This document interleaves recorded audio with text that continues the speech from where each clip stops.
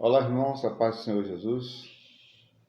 Continuando aqui o nosso estudo em Apocalipse, no nosso assunto, a salvação e o reino. Aleluia. Vamos começar aqui lendo Romanos 9, 10, ou melhor, Romanos 10, 9 e capítulo 10. Se com a tua boca confessares Jesus como Senhor, e em teu coração credes que Deus o ressuscitou dos mortos, serás salvo. Porque com o coração se crê para a justiça e com a boca se faz confissão a respeito da salvação. Romanos 10, 9 e 10. A salvação é uma questão que diz respeito ao inferno, mas o ser vencedor aponta para a recompensa. Muitos estão preocupados apenas com o inferno. Uma vez que você é salvo, esqueça a questão do inferno. Não cremos em perda de salvação, porque o Senhor disse: mas a todos quantos o receberam, deu-lhes o poder de serem feitos filhos de Deus, a saber, aos que crêem no seu nome. João capítulo 1, versículo 12. Se tem um filho, por mais que ele faça algo ruim, não vai deixar de ser meu filho. O Senhor também diz que aquele que vai a ele, nunca ninguém o arrebatará das suas mãos. João 10, 28. Compreendendo que nem todos creem dessa forma, porque há duas linhas teológicas a esse respeito. O dos que crê dessa forma, ou melhor, o armenianismo e o calvinismo. O armeniano ensina que a salvação depende de nós e que se formos fiéis até o fim, seremos salvos. O calvinista, por sua vez, prega que a salvação não depende de nós. É um dom de Deus. Se eu a recebi, estou salvo e Deus não vai pegá-la de volta. Aparentemente parece contraditórios, mas pode haver um equilíbrio entre essas duas visões. As duas possuem respaldo bíblico, mas ainda assim geram problemas. O arminiano só vê a salvação, quase nunca vê a recompensa. Normalmente, ele ensina que se você vier a Jesus, vai ganhar uma recompensa no céu, o que não é verdade. Pois ninguém vai ganhar recompensa por receber a Jesus como Salvador. Não se pode pretender recompensa por ser salvo. A salvação é uma coisa, a recompensa é outra. O arminiano equivoca-se nesse ponto. Eles também vivem angustiados, porque cada vez que creem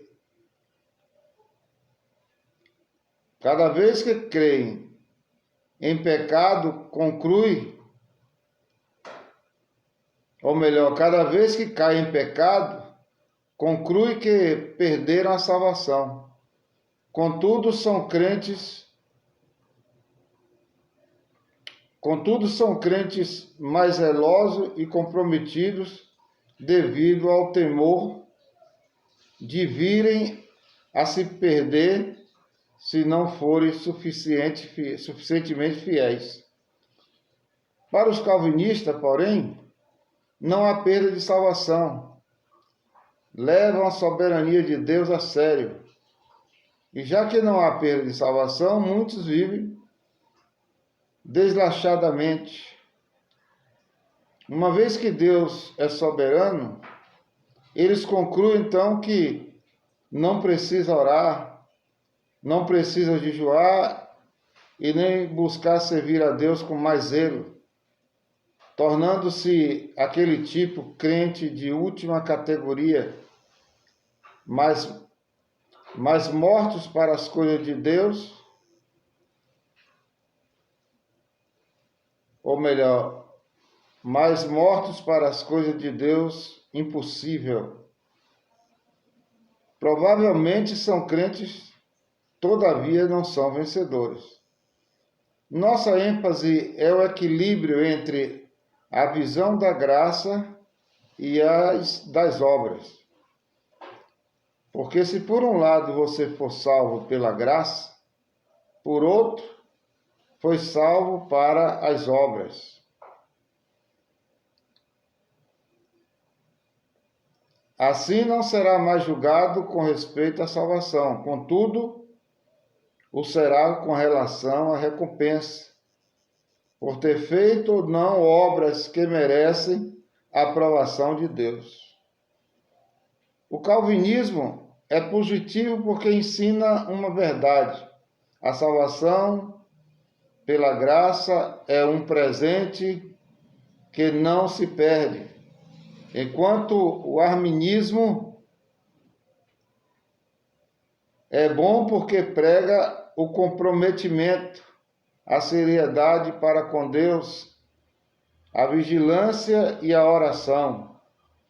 Mesmo que tudo isso seja por receio de ir para o inferno. As duas linhas teológicas, na verdade, têm lados da mesma moeda. Precisamos equilibrá-las.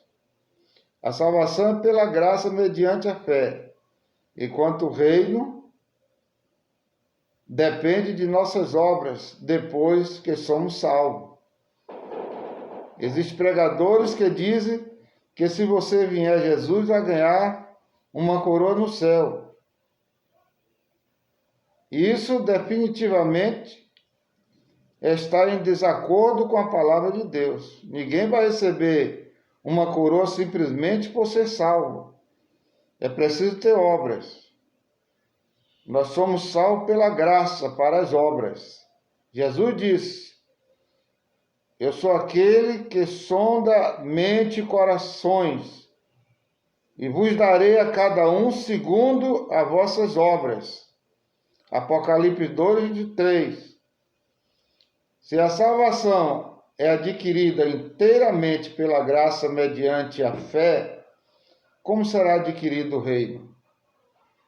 Cumprindo-se as condições de Deus ligadas à fidelidade, santidade e perseverança. Jesus disse no Sermão do Monte: bem-aventurados os humildes de espírito, porque deles é o reino de Deus. Mateus 5, verso 3. Para entrar no reino dos céus, precisamos ser humildes. Ou melhor, para entrar no reino dos céus, precisamos ser humildes. Já mostramos que a salvação é de graça. Assim, não precisamos ter alguma virtude especial para sermos salvos. Você acredita que existe algum pecador virtuoso? Todo pecador é miserável, arrogante, soberbo. Mas se ele creu com o coração e confessou com a boca, é salvo. Por outro lado, Jesus disse que para herdar o reino é preciso ser humilde e negar a si mesmo. Também não há necessidade de ser perseguido para ser salvo, mas para receber a recompensa de reinar com o Senhor. Algumas vezes você será perseguido por causa da justiça, porque Jesus disse: bem-aventurado os perseguidos por causa da justiça, porque deles é o reino dos céus. Mateus 5:10. Se a vossa justiça não exceder em muito a dos escribas e fariseus, jamais entrarei no reino dos céus. Mateus 5, verso 20. Se você pensa que para ser salvo, precisa ser mais santo do que um fariseu, está com sérios problemas. Provavelmente, poucos de nós entraríamos no céu. Do ponto de vista externo, o fariseu era irrepreensível. Filipenses 3, versículo 6. Imagine alguém que dava o dízimo até do chá de hortelã. Ou melhor, imagine alguém que dava o dízimo do chá de hortelã. Mas para herdar o reino e ser um vencedor, você deve exceder em muito a justiça dos fariseus. Nem todo que me diz Senhor, Senhor, entrará no reino dos céus, mas aquele que faz a vontade de meu Pai que está nos céus. Mateus 7, 21. Para ser salvo, não temos que primeiro fazer a vontade de Deus. Antes precisamos confessar com a boca e crer com o coração, como diz Romanos 10, versículo 9. Entretanto, para reinar, temos que fazer a sua vontade. Quantos crentes podem dizer honestamente que querem fazer a vontade do Senhor? Devemos reconhecer que é possível ser salvo e ainda assim não fazer a vontade dele. Desse modo, tal crente não pode dizer que é um vencedor.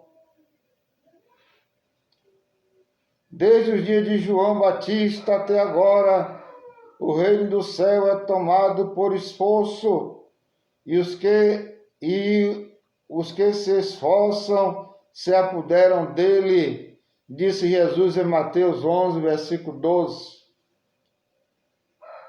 Não é preciso se esforçar, porque a salvação é de graça, mas o reino é adquirido pelas obras, e frequentemente elas requerem esforço da nossa parte. A palavra de Deus, reiteradas vezes, mostra-nos que a recompensa é dada segundo as obras de cada crente. E eis que venho sem demora, e comigo está o galardão que tenho para retribuir a cada um segundo as suas obras. Apocalipse 22, 12. Ora, o que planta e o que rega são um, e cada um receberá o seu galardão segundo o seu próprio trabalho. 1 Coríntios 3, versículo 8. Tudo quanto fizerdes, fazei-o de todo o coração, como para o Senhor e não para homens, ciente de que receberei do Senhor a recompensa da herança. A Cristo Senhor é que estáis servindo. Colossenses 3, 23 e 24. Ora, ao que trabalha, o salário não é considerado como favor, e sim como dívida. Romanos 4, 4. A salvação é eterna. O reino durará 1000 anos. A salvação não será mais longa para uns do que para outros. É igualmente eterna para todos. Entretanto, o reino do céu durará o tempo do milênio, e nele uns reinarão e outros serão disciplinados. O reino tem começo e fim, a salvação não.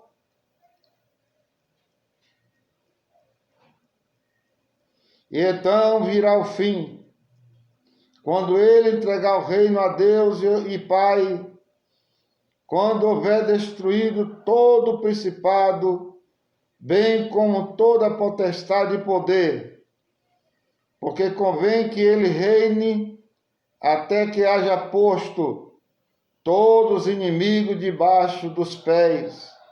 1 Coríntios 15, 24 e 25. A salvação não pede sacrifício, o reino pode pedir. A salvação independe do estado de pobreza. Nenhum crente realmente acredita que para ser salvo é preciso vender todos os seus bens. Mas Jesus disse: é mais fácil passar um camelo pelo fundo de uma agulha do que entrar um rico no reino de Deus. Mateus 19, 24. Ultimamente tem havido muitas pessoas famosas e ricas na igreja e jamais ouvi alguém dizendo que finalmente o camelo passou no fundo da agulha. A salvação é um presente. Não é necessário doar o que quer que seja com o objetivo de se salvar. Mas o reino é diferente.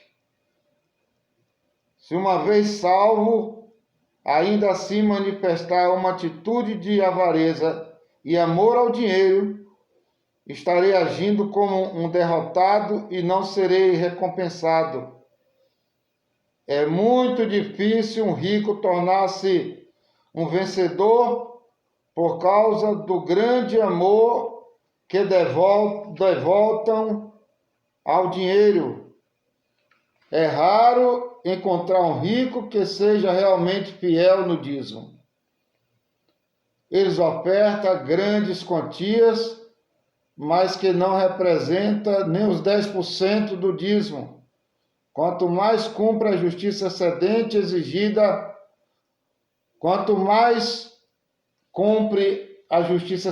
exigida, pelo reino. Jesus ensinou a eunuco de nascença, a outros a quem os homens fizeram eunuco, e a outros que a si mesmos se fizeram eunucos por causa do reino dos céus. Quem é apto para admitir, admita. Mateus 19, versículo 12. A salvação não condiciona-se estados civis, nem é preciso fazer voto de castidade, mas para herdar a recompensa, algumas vezes é necessário. Por exemplo, se você não se casou, deve permanecer virgem até o casamento. De outra forma, será um crente derrotado. Apocalipse 20 mostra-nos que os mártires receberão o reino, embora não diga que serão os únicos a recebê-lo. Verso 4. A Bíblia, entretanto, nunca nos mostra que o homem deve ser martirizado a fim de receber a vida eterna. O reino, porém, é diferente. Nele requer-se esforço exclusivo, o martírio para obtê-lo. Em Apocalipse 20, verso 4, diz assim: vi ainda as almas dos decapitados por causa do testemunho de Jesus, bem como por causa da palavra de Deus, tantos quantos não adoraram a besta, nem tampouco a sua imagem, e não receberam a marca na fronte e na mão, e viveram e reinaram com Cristo durante 1000 anos. Apocalipse 20, verso 4. A salvação é um presente, o reino é uma conquista. Aleluia!